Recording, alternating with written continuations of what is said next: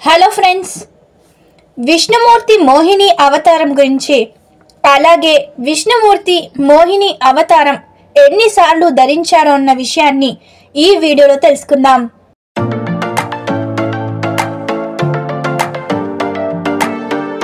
శ్రీ మహావిష్ణువు ఏ అవతారంలో అయినా సమ్మోహన రూపంతో ఉంటారు. అందుకే కదా ఆయన్ని మోహనుడు అన్నారు. ఈ అబ్బాయే అమ్మాయి అయితే ఎంత అందంగా ఉంటుందో అని ఆ పరమాత్మ స్వరూపాన్ని చూసి అఖిల లోకాలు అనుకున్నాయనే కాబోలు చాలా సందర్భాల్లో ఆయన మోహిని రూపం ధరించారు. నిజంగానే ఆ రూపం జగత్మోహన కారకమయ్యిందే. అందువల్ల ఆమెను జగన్మోహిని అన్నారు. విష్ణుమూర్తి యొక్క మోహిని అవతారాలు పద్మపురాణం, భాగవతం, బ్రహ్మాండ పురాణం, లింగ పురాణం, గణేశ పురాణం, స్కందలలో ప్రస్తావించారు. అటువంటి సందర్భాలన్నీ ఇప్పుడు మనం తెలుసుకుందాం. కానీ అంతకన్నా ముందైతే మీరు మన ఛానల్ని మొదటిసారిగా చూస్తున్నారా? అయితే వెంటనే ఛానల్ని సబ్స్క్రైబ్ చేసుకోండి. పక్కనే ఉన్న బెల్ ఐకాన్ని యాక్టివేట్ చేయండి. మీరలా యాక్టివేట్ చేయడం వల్ల నేను పెట్టే ప్రతి ఇన్ఫర్మేషన్ వీడియో మీకు ముందుగానే రావడం జరుగుతుంది. చాలామంది వీడియోస్ని చూస్తుంటారే కానీ ఒక్క చిన్న లైక్ ఇంకా సబ్స్క్రైబ్ మాత్రం చేయట్లేదు. మీరు చేసే ఈ చిన్న లైక్ ఇంకా సబ్స్క్రైబ్ నాకెంతో మోటివేటింగ్గా ఉంటుంది. దానివల్ల ఇలాంటి ఎన్నో వీడియోస్ని నేను మీ దాకా తేగలుగుతాను. నేను మీ నుంచి ఆశించేది కూడా ఈ చిన్న లైక్ ఇంకా సబ్స్క్రైబ్ మాత్రమే. ప్లీజ్ అండి, దయచేసి అర్థం చేసుకొని ఛానల్ని సబ్స్క్రైబ్ చేసుకోండి. అలాగే ఈ వీడియోని చివరి వరకు చూసి ఈ వీడియో మీకెలా అనిపించిందో అన్న విషయాన్ని కామెంట్ బాక్స్లో కామెంట్ చేయడం మాత్రం మర్చిపోకండి. ఇక ఏమాత్రం ఆలస్యం లేకుండా వీడియోలోకి వెళ్దాం.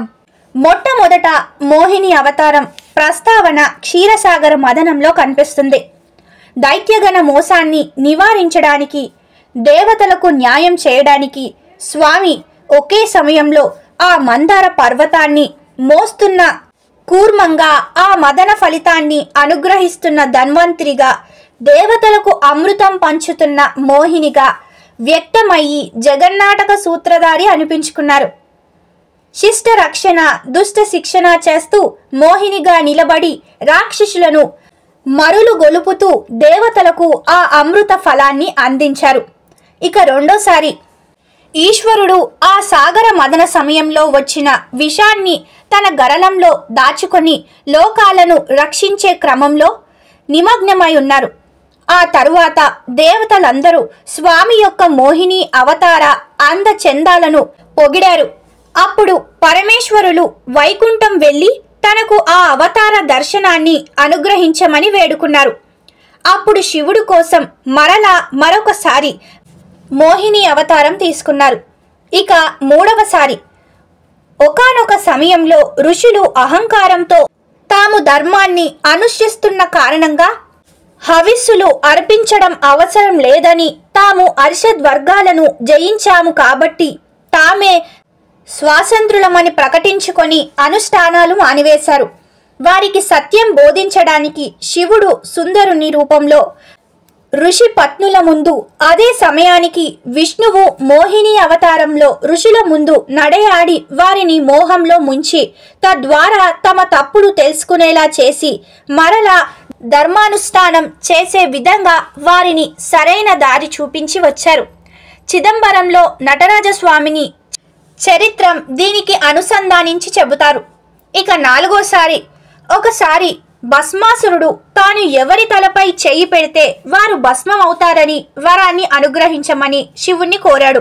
బోలాశంకరుడు కదా ఏమీ ఆలోచించలేదు, తదాస్తు అనేశాడు. ఆ అసురుడు నీ తల మీదే చెయ్యి పెట్టి నీ వరం నిజమో కాదో తేల్చుకుంటా అని వెంటపడ్డాడు. తనిచ్చిన వరం మర్యాద నిలిపాలి.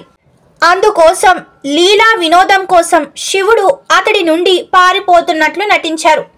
తనకు అభేదమైన విష్ణువు ఆ మూర్ఖ అసురుణ్ణి మోహింప చేయడానికి మోహిని అవతారం స్వీకరించి అతడి తల మీదే అతని చెయ్యి పెట్టుకొని భస్మమయ్యేటట్లు చేశారు. ఐదవసారి ఇక హర మోహిని కలయిక వలన హరిహరుల పుత్రుడు ధర్మశాస్త్ర ఉద్భవించారని కొన్ని పురాణాలు చెప్పడం విశేషం. కొన్ని కథలు కల్పభేదంగా కనిపిస్తాయి, కొన్ని మరొక దానితో ఉద్భవించినట్లు కనబడతాయి. కానీ ఇందులో ఉన్న ఒక ధర్మ సూక్ష్మం నారాయణ నారాయణి అభేదం, శివశక్తి అభేదం, హరిహర అభేదం. వివిధ రూపాలలో కనబడిన ఉన్న ఒకే పరబ్రహ్మ వివిధ ఆకారాలలో ఆ విధి నిర్వహణ చేస్తున్న ఒక్కొక్క కార్యాన్ని చక్కబెట్టడానికి కొన్ని శక్తుల కలయిక చెయ్యాలి కాబట్టి ఇటువంటి లీలలు సృష్టిస్తారు ఆ పరమాత్మ. ఇక ఇదండి ఈ వీడియో మీకెలా అనిపించిందో కామెంట్ బాక్స్లో కామెంట్ చేయడం మాత్రం మర్చిపోకండి. ఇక ఈ వీడియోని చివరి వరకు చూసిన ప్రతి ఒక్కరికి thank you for watching this video.